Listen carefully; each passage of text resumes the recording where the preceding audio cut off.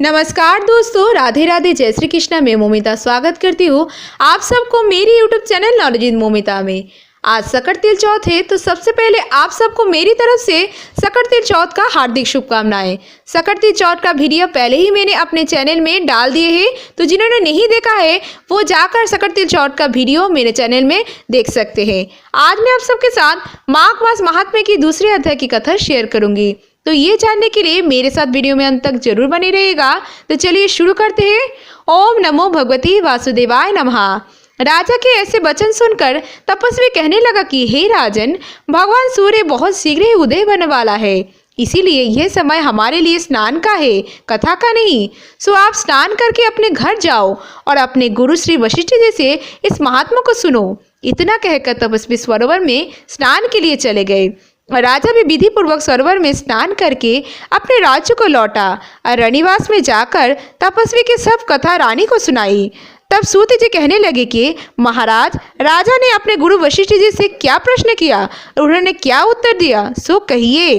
तब व्यास जी कहने लगे, हे सूत जी, राजा दिलीप ने रात्रि को सुख से सोकर प्रातः समय ही अपने गुरु वशिष्ठ जी के पास जाकर उनके चरण को छूकर तपस्वी के बताए हुए प्रश्न का अति नम्रता से पूछा कि गुरु जी, अपने आचार, दंड, नीति, राज्य, धर्म तथा चारों वर्ण के चारों आश्रम में किए दान और उनके विधान, यज्ञ और उनकी विधियां, व्रत, उनकी प्रतिष्ठा तथा भगवान विष्णु की आराधना अनेक प्रकार से तथा विस्तार पूर्वक मुझे बतलाई। अब मैं आपसे माघ मास का स्नान के महात्मा को सुनना चाहता हूँ। सो हे तपोधन, नियम पूर्वक इसकी विधि समझाइए। गुरु वशिष्ठ जी कहने लगे, हे राजन, तुमने दोनों लोगों के कल्याणकारी वनवासी तथा गृहस्थों के अंतःकरण को पवित्र करने वाले माघ मास के स्नान का बहुत सुंदर प्रश्न पूछा है।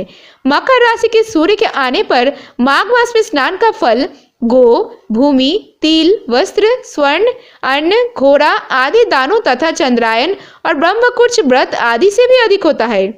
वैशाख तथा कार्तिक में जाप, दान, तप और यज्ञ बहुत फल देने वाले हैं, परंतु माघ मास में इनका फल बहुत अधिक होता है। माघ में स्नान करने वाला पुरुष राजा और मुक्ति के मार्ग को जानने वाला होता है।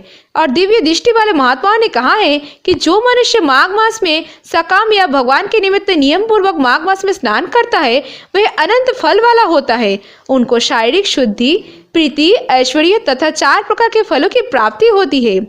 अदिति ने 12 वर्ष तक मकर संक्रांति में अन्य त्याग कर स्नान किया।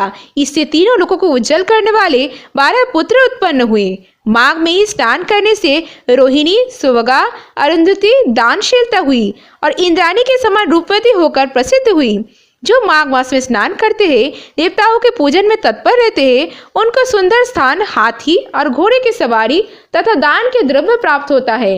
अतिथियों से उनका घर भरा रहता है और उनके घर में सदा ही वेद धनी होती रहती है। वह मनुष्य धन्य है जो माघ मास में स्नान करते हैं, दान करते हैं तथा व्रत और नियमों का पालन करता है। और दूसरे के पुण्य का फल छीन होने से मनुष्य स्वर्ग से वापस आ जाता है, परंतु जो मनुष्य माघ मास में स्नान करता है वह कभी स्वर्ग से वापस नहीं आता। इससे बढ़कर कोई नियम, तप, दान, पवित्र और पाप नाशक नहीं है। भृगु जी ने मणि पर्वत पर वेदधरों को ये सुनाया था। तब राजा ने कहा कि ब्राह्मण भृगु ऋषि ने वेदधरों को जो उपदेश दिया था सो बताइए। तब ऋषि जी कहने लगे कि राजा ने एक समय 12 वर्ष तक वर्षा न होने के कारण, सब प्रजा क्षीण होने के कारण संसार में उद्विग्नता फैल गई। हिमाचल और विंध्याचल पर्वत के मध्य का देश निर्जन होने के कारण श्राद्ध, तप और स्वाध्याय सब छूट गए। सारा लोक विपत्तियों में फंसकर प्रजाहीन हो गया। सारा भूमंडल फल और अन्न से रहित हो गए। तब विंध्याचल से नीचे रहती हुई नदी के सुंदर वृक्षों से आच्छादित अपने आश्रम से निकलकर श्री भृगु ऋषि अपने शिष्यों सहित हिमालय पर्वत पर गए।